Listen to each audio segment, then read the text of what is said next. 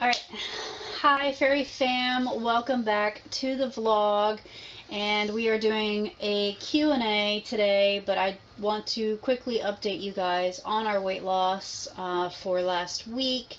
I was on week 24 and I am down 3.4 pounds, which gives me a total loss of 52.2 pounds.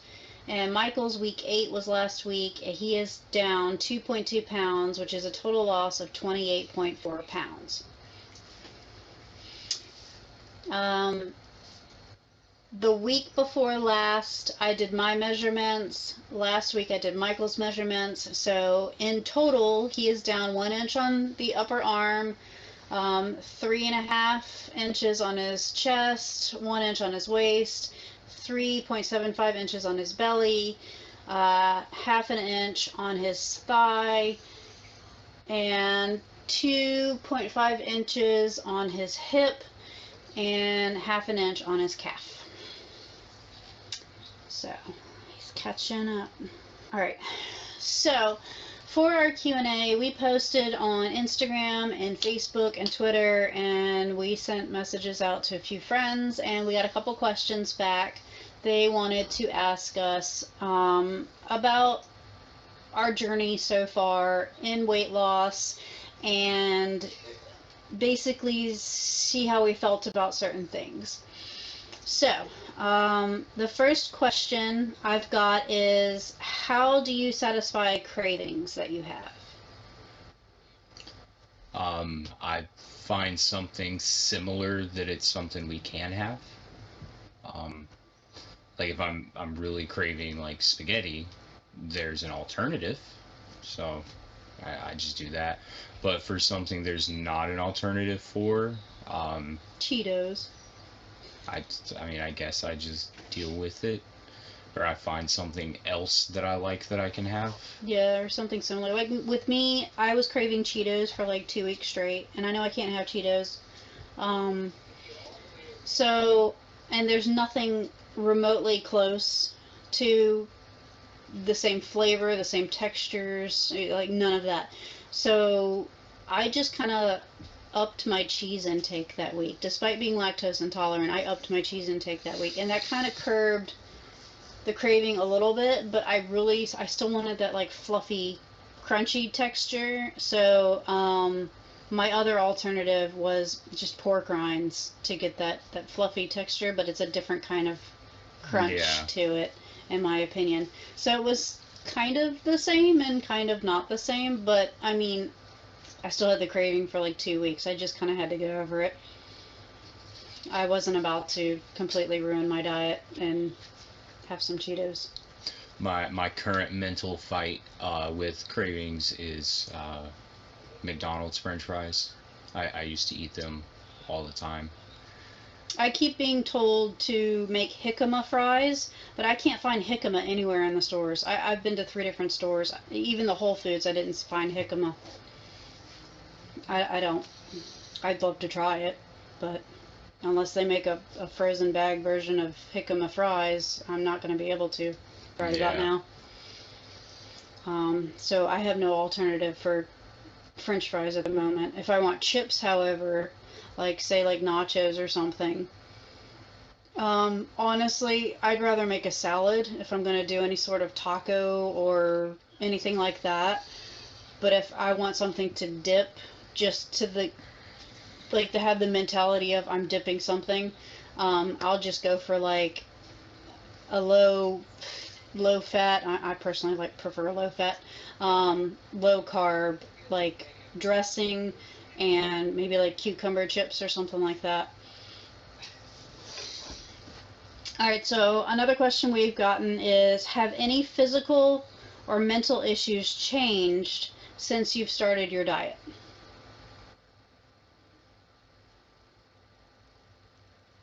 Not that I notice. Um, I mean, I suspect the issues with my knee and back are gonna get better without as much weight on it, but it's nothing I've noticed yet. But I mean, you're a lot farther into the journey than me. Yeah, as far as your physical issues, I've noticed. not having as many issues, getting around and everything. As far as your mental issues, I'm still seeing where you have bad habits or ways of thinking, like you don't pre-plan making a meal, or you automatically kind of go for like a keto snack versus making a full meal. You're still in that process of all of that. You haven't worked through that yet, which is something you probably should focus on. But as far as like any other like mental health issues that you have, I'm really not noticing a difference. I mean, I mean, you're not like focused or, you know, or anything like that. With my physical health, I'm still heavily dependent on my arthritis meds because I get my muscle spasms, so that's probably never going to change, unfortunately, despite weight loss. My skin has drastically cleared up, but I'm currently having a bit of a breakout for the first time in 6 months. I don't know what's going on.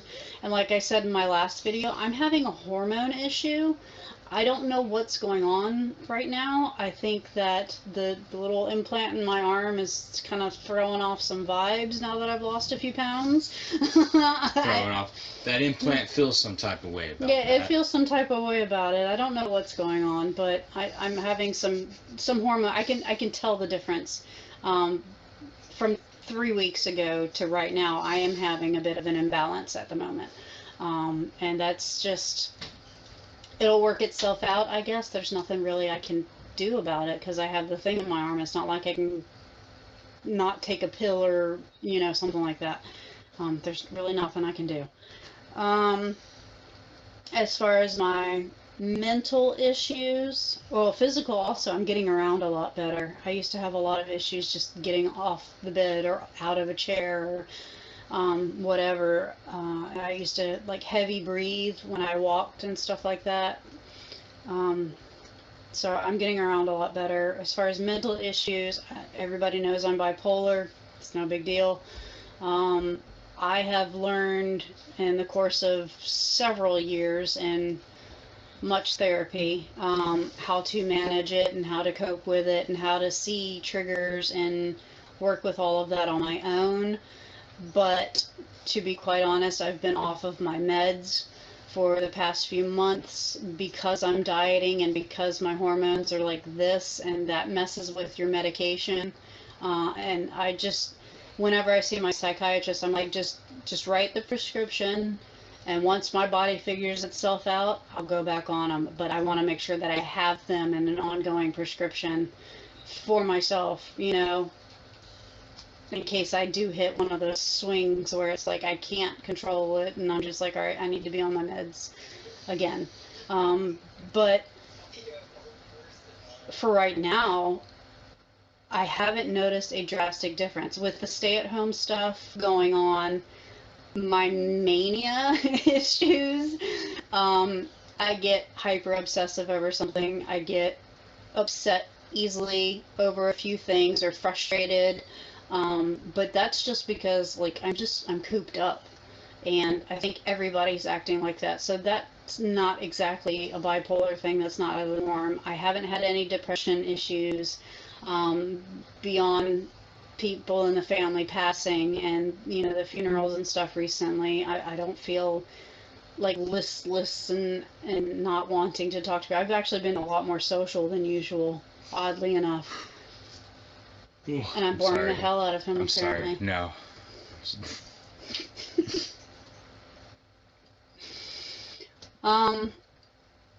So yeah, I've noticed if like things have gotten more manageable for now. It's not completely gone away. I still have physical issues and stuff like that.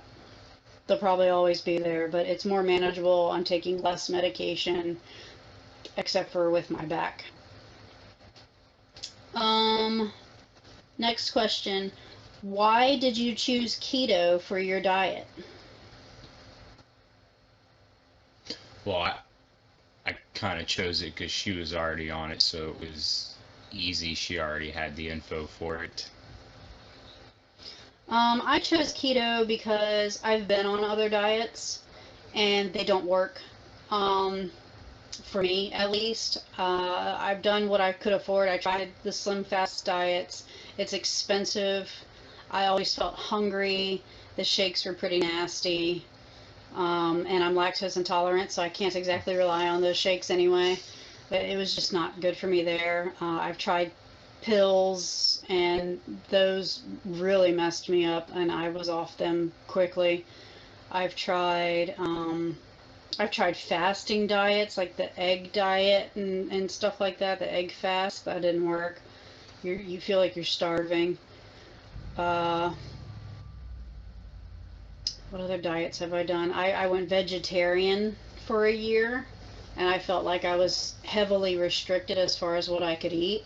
I was like, I mean, I literally was eating like nothing, and I felt like I was starving myself. Um, so I think I picked keto because I think I naturally gravitate to a lot of those foods anyway. The big jump there was avoiding my trigger foods, which is starchy foods, Potatoes. pasta, breads, rices. Like that was in like every meal that I used to eat was all of that. And the fact that my doctor suggested to put starch and fruit in my diet when he first gave me a diet recommendation in December when I went to start this, um, it upset me because he knew that one was a trigger food. I was going to eat more than I'm supposed to. I'm not going to portion that out. That's not going to happen. Um, No, she definitely. When it comes to mashed potatoes, I can eat an entire pot we'd have a full dinner by myself. and whatever's left in that pot, she would eat. Yeah. Potatoes are bad. Yeah.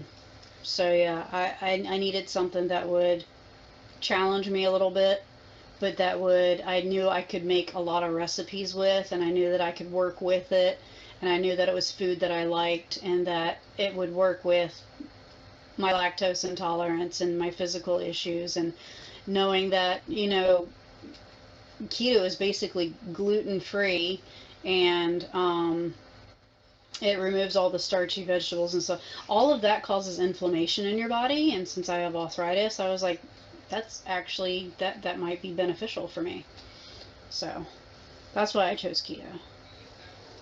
All right, next question. This one is from Michael's friend Ryan.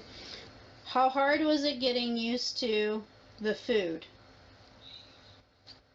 I mean, the food's really yummy, so not that hard to get used to it.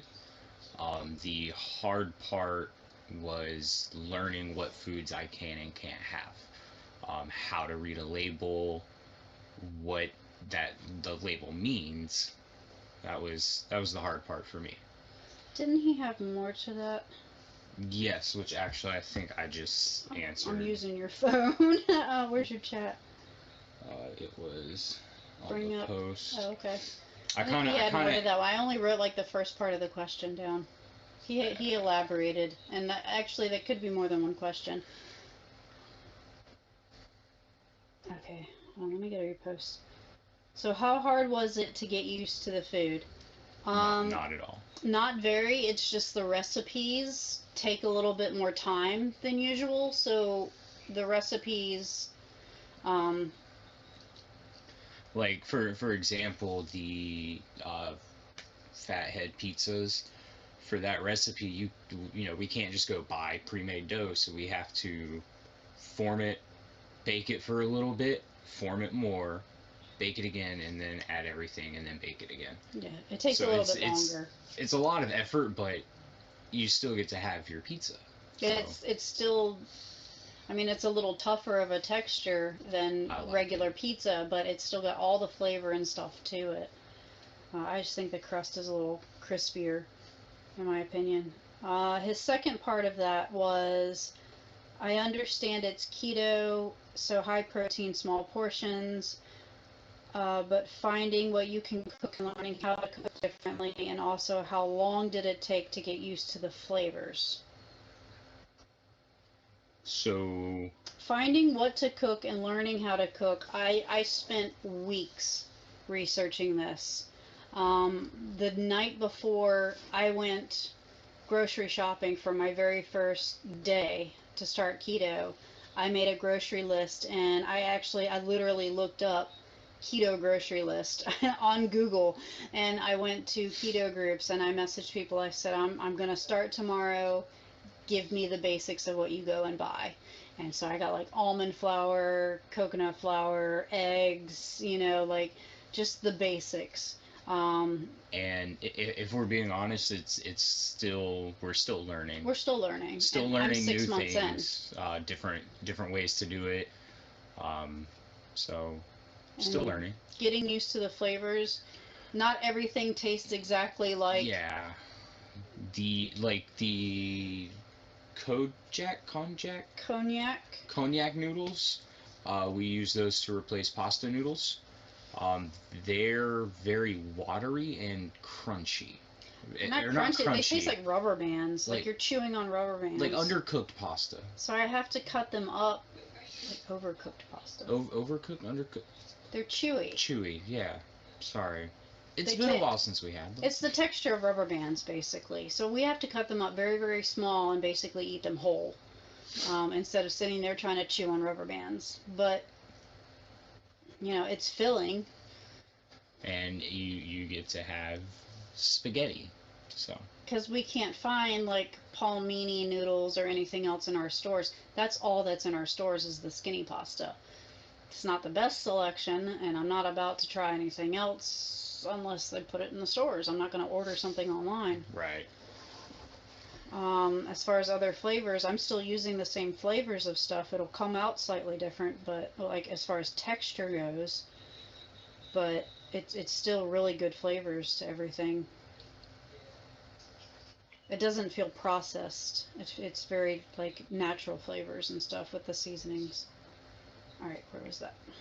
All right, so the next question was, what is your reaction to seeing ads or commercials of food that is not on your diet? Very mentally very negative. Very negative. It's difficult. I've paused or fast forwarded because while there are a lot of foods that I enjoy on the diet, there's a lot of diets I can't have that I also really enjoy. I think I said that wrong. Anyway, they know what I meant. There's a lot of foods I can't have. Yeah, if I'm sitting there watching, like, oh my God, when I'm watching, like, say, 600-Pound Life or whatever, all the commercials seem to be about food. And it's like the pizza with the stringy cheese and, Oh and my god. yeah. Like, seriously? I don't Like, I need wanna- to watch that 20 times. I want to call them and order that and be like, yeah, but can I get that with no crust? You can. They put it in a bowl. Because it looks good. You can. They put it in a bowl. I'd rather make my own, but then I have to think of the concept of I have to go to the store in order to get all of that stuff, and then I have to go through the process of actually putting the dough and stuff together, and by the time that goes through me mentally, I'm just like, pizza sounds disgusting. I don't even want to try.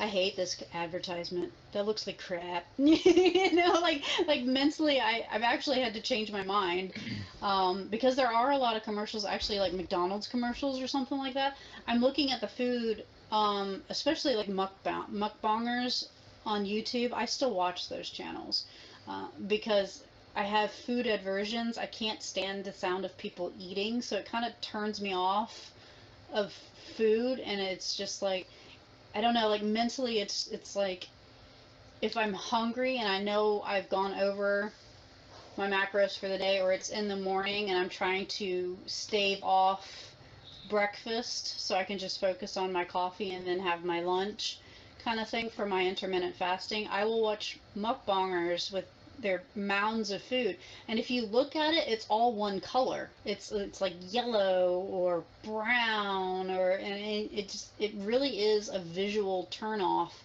And then you have the sounds on top of it,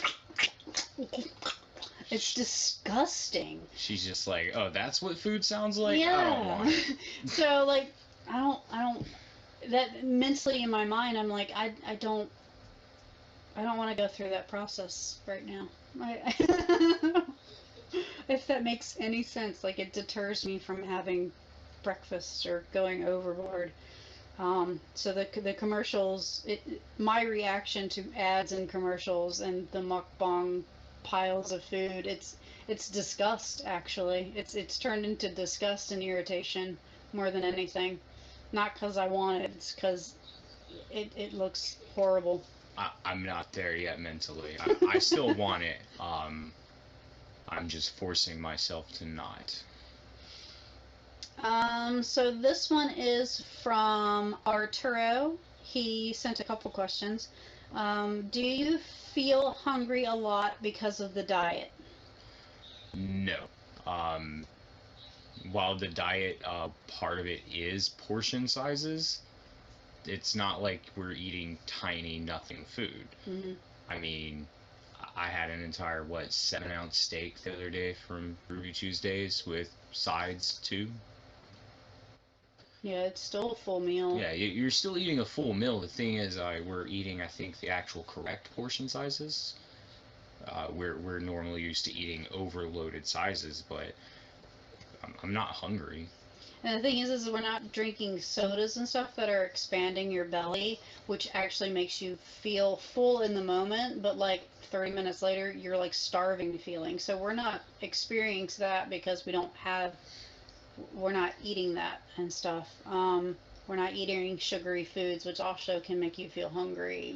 We're not eating any of that. That and a lot of keto recipes use cheese for a lot of things to substitute for a lot of things. Cheese is very filling. Mm-hmm. So even though we're not eating that big of portions, we're still getting a lot of filling stuff.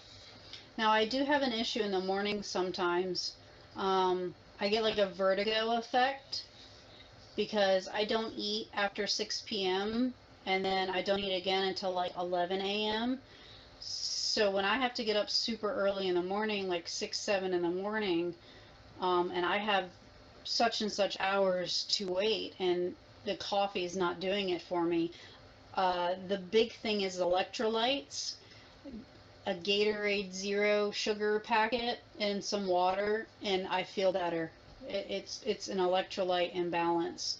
Keto does seem to have that effect on me, at least, and I've seen it a lot with other people in the keto groups. They're just like, I feel dizzy and nauseated, and it's just a vertigo. You need electrolytes.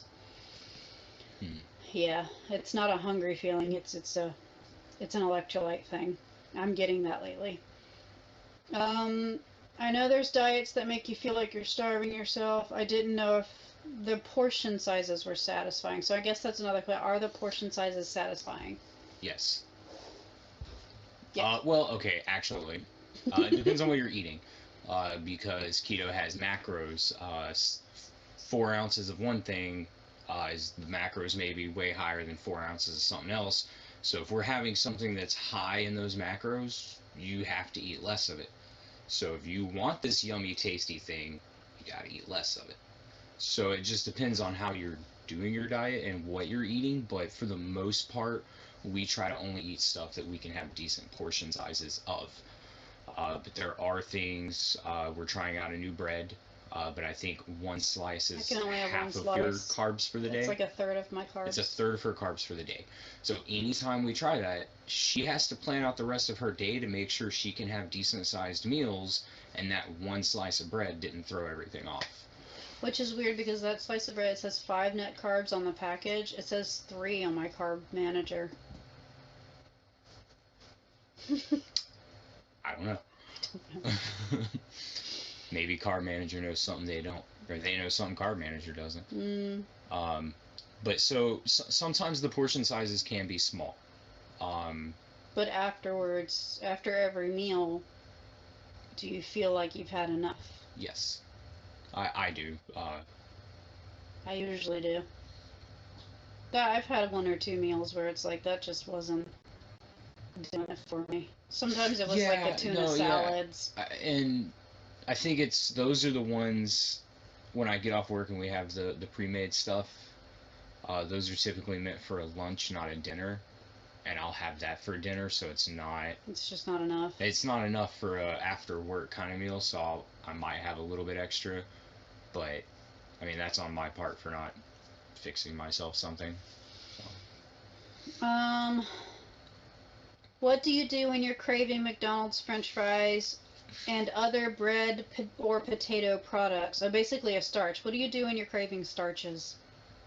Well, we kind of covered that earlier, but I mean, like in the moment of it, when I'm driving past McDonald's, I have to force myself to not look at it. Like, oh, look at that McDonald's. Nope, what's over here? I think of it as an inconvenient side item. Like to me, like as much as I love onion rings and stuff like that, it's inconvenient that they don't offer vegetable side items at fast food restaurants, because how hard is it to cut up a cucumber really quick, or boil some broccoli for like a minute and a half? It's not that hard, or even steam it. So the fact that they don't offer side items that are veggies, it irritates me, and that's why I've avoided fast food restaurants for the most part. However, if I do want a burger and I don't want to make it myself, I'll get the Burger King. What do we get? The Bacon The King Bacon King with no nothing. sauces, no bread, um, no tomato. We Basically, I just think lettuce, it's bacon, yeah, cheese, lettuce, bacon, and the two cheese, patties, and no seasoning. We put no seasoning on the hamburger either. And I side request it salad. that way, and a side salad with just cheese and the lettuce. No dressing, nothing. And he cuts up his burger and puts it on the I salad, make a and then burger salad. yeah, and then so that basically that kind of, I mean,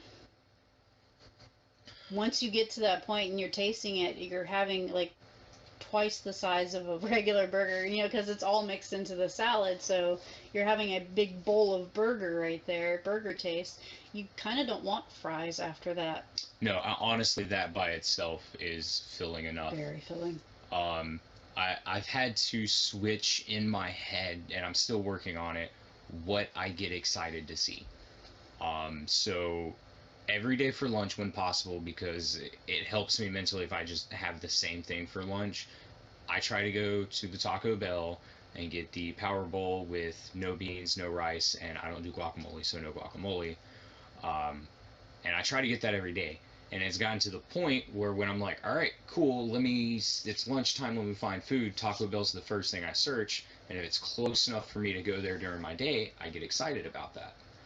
So I've managed to kind of switch that in my head to, ooh, yes, Taco Bell. I get my food today, because it's also now it's an inconvenience to me to go somewhere else and be like, okay, what can I have from here? So. But you get that, and like with the Burger King order and Mm-hmm. with the Taco Bell order, that's enough to fill you up. With other places I've gone to, like we went and got that Wendy's breakfast thing, and it wasn't filling. It was a good No. flavor, but it wasn't filling at all, and there was nothing we could really order with it. It also, well, speaking of having to do that, like one day, the only thing near me was a McDonald's, which was very hard for me not to order fries through that drive-through. But I just ordered, I think it was the number three with, well, not the number three, but just the burger, no buns, anything else on it. And it was like, by the time I was done eating it, though, it was so disappointing because I'm like, I'm not full. Well, So now it's like McDonald's burgers are like flat, thin little things. Well, I mean, the number three is a pretty good sized burger. It's just that there was nothing else I could have with it, and so I wasn't full. So in my head, McDonald's isn't where I stop all the time anymore. Because that was a running joke with me and my coworkers. I love me some McDonald's fries. She hates them. They're thin, they're greasy, and they're oversalted. I never liked them to begin with. I'm a Burger King person. I love Burger King. So we've got questions from Sandy's Life, and she says, "Have you ever thought you couldn't do it anymore?" Yes, definitely. And again, it goes back to the commercials, or when I'm at work and driving and I'm looking at all these places I used to eat. It's definitely hard. I have a moment every now and then when it's like I need food. Like right now, I've overrun my clock. Unfortunately, I wasn't paying attention to what I was doing. I have nothing prepped in the fridge, ready to go, and I don't have the mood or the energy to stand there and figure out, one, what the heck I'm going to make, two, everything's frozen still, uh, three, I don't have like a fresh veggie available that I want, or I'm missing ingredients, and then I have to stand there and put it together kind of thing. Like it's too many steps there, and it's so frustrating. I just want to go and pick up something easy, or I'm just like, whoa, there's a pre-made pizza in the freezer for the kids. You could throw that in or something. So you have to stop for a minute, and I've literally done it where I'm starving because I've overrun my clock and I wasn't paying attention. I have to go lay back down and just think about it, and drink like tea or something that's gonna give me that, what few calories or energy that I can get from that, um, and figure out what I'm gonna do. What was it yesterday when I wasn't feeling good? I was sick. There's no food prepped right now. Everything's frozen except for the fish that I pulled, which is sitting in the fridge, but I still have to cook it. I don't really have fresh veggies right now. So literally that happened yesterday. I'm not feeling well at all. And I took leftover egg salad. I opened a can of tuna and just threw it in and mixed up. It wasn't the greatest tasting thing, but Yeah, also when best I could do. like when I'm hungry now and then everything for me to eat, it has a cook time. I'm staring at the ramen like, I mean, it's right there. Yeah, Ramen's so fast and easy, but 5 minutes. can't do it. Can't do it. That sucks. Um, she asks, have you ever thought, if only he or she would have a cheat day, I could have one too? No. I don't do cheat days. I I do carb load days, but I don't do cheat days. I think that's just an excuse to go off your diet, or excuse yourself from not having the willpower, or I feel like having a I mean, that's my cheat personal day opinion though. would kind of break down everything I've built up for, like I was saying earlier, switching mentally over to getting excited to see this instead of this. If I just went and had a cheat day, well, that defeats all of that. And then, but also to sit there and think, oh, you know what? If she slips up, then I can slip up too. That's That's not supportive. no.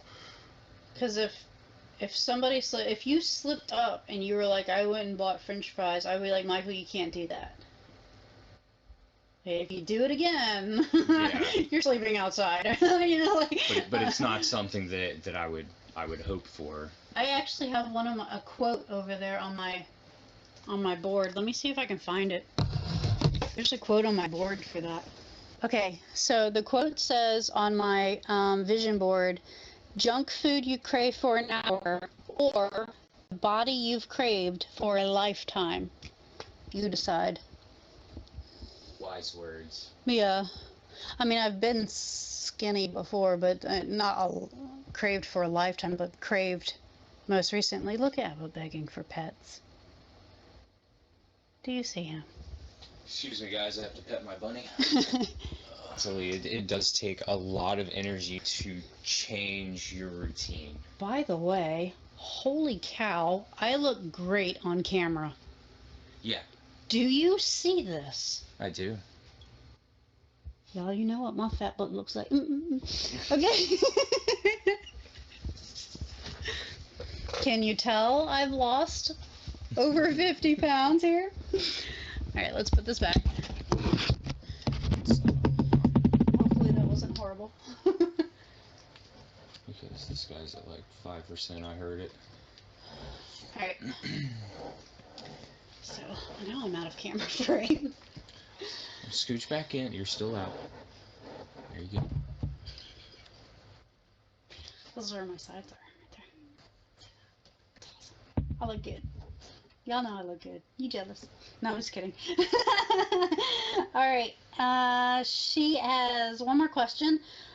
Sandy asks, have you ever felt like you were grieving for past foods? I mean, I hate to keep saying the same thing, but every time I pass a McDonald's, it's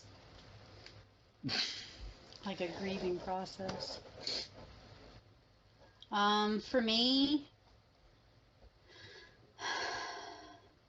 it's become like a yes and no kind of answer. Like, it really sucks to go to like a family event and they've got like mashed potatoes there, and that's something I'm used to having in abundance and not feeling guilty about the next day because I was more active in the past, so I could burn that off in a day or two, and not have a huge weight fluctuation. But now it's like I'm working on the weight loss. I'm not there yet. I haven't earned it yet, kind of thing. Even in a small portion, I'm not at management level for my weight. It still feels that even though I'm only halfway through my weight loss, that I'm sitting there looking at it and I'm going, why can't I have it? You know, like that it's not fair. And it's like when it gets put away as leftovers, like everybody in this house knows I hate leftovers because nobody eats leftovers. It just gets left in the fridge and gets thrown out a week later. So it's like you kind of feel bad that one, that food was made that can't be eaten, and two, you remember what it tastes like and that it's your favorite, and then you, on top of that, you think, I can't have it because that's just gonna throw me out of ketosis. It's gonna ruin my progress that I've made so far. I'm not gonna gain that 50 pounds back overnight. It's not gonna totally destroy my diet, but it's gonna mentally affect me. It's gonna throw me off. Yeah, it's gonna throw me off, and it would just derail me. Kind of for a while. Kind of off question, I think, a little bit, but I was just thinking about, because she was talking about going out to family functions. Another hard one is going to restaurants with other people, because all restaurants bring out, you know, the dinner rolls or the breadsticks. The basket of chips with dip. And it's one thing to see it on the menu and not order it. It is another thing to have it sitting right in front of you. There. You have to prepare yourself for that before you even go in the restaurant. You have to be like, it's going to be there. You can't have it. My problem is Applebee's. When they open again, those sizzling skillets that walk past you. And you're like, oh, can't have that. Well, I could probably have like most of it, but it's probably covered in like some sort of sauce that's like heavy in sodium and sugar and yeah. So that is a hard thing that you have to prepare yourself for. I think that's all my questions. You were over here somewhere. Yeah, I think that's all my questions. She only had 3. Did you have anybody else that had any questions? I don't think so. I don't think anyone else. So if you guys have any questions for us about our experience in our journey so far, and just about anything about our eating habits or how we feel about certain things, those were awesome questions that we got, and we just wanted to address them and get answers for you guys that were just curious to know how things were going with us and how we felt about things. And we want to thank you for those questions and everything. And hopefully we answered them well enough. So yeah, if you have any other questions, just drop a comment or message us, and we'll probably make another video answering some more questions if you want. So I want to do another where I kind of stand up so you guys can see my progress. I did take pictures, comparison photos for both myself and Michael that I'm going to put in here, and I'm also going to put in our food accountability like I always do. So look forward to those, but I'm going to show you live what we look like that's not in a photo, so to speak. I still have a little bit of a belly, but it's going down, like it's drastically gone down.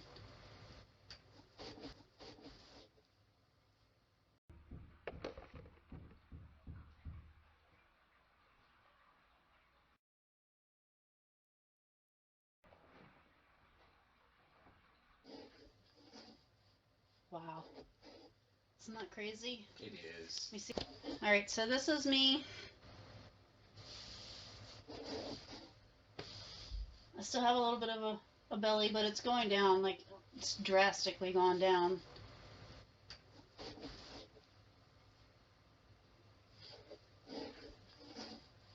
Wow. Isn't that crazy? It is. Let me see. See, you can see my belly. It's not much. There's not much left. Little pooch kind of folds right there a little bit still. But it's gone down for the most part. I almost have like no belly.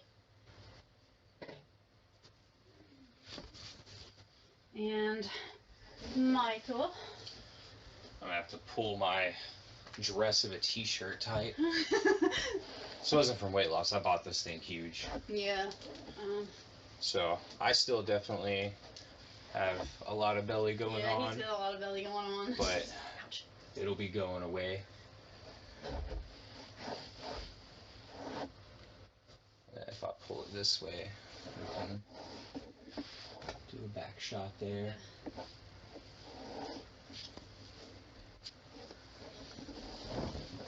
I can definitely tell the difference. So I'm gonna go ahead. My face has gotten a lot slimmer And getting the too. camera angle here. I'm gonna go ahead and put in our food accountability and the 2 comparison photos that I have of us for you, and I'm gonna say leave comments below, leave questions below. We will try to get to them if we have enough questions, kind of thing, with another video. Any questions that weren't asked, any questions that were asked but you want us to answer better Elaborate. or differently, Yeah. just put it down in the comments. Alright guys, so I'm going to let you guys go for now. Thank you for tuning in and continually supporting the channel. We really appreciate it. So we will catch you in another video at another time. Bye, Fairy Fam.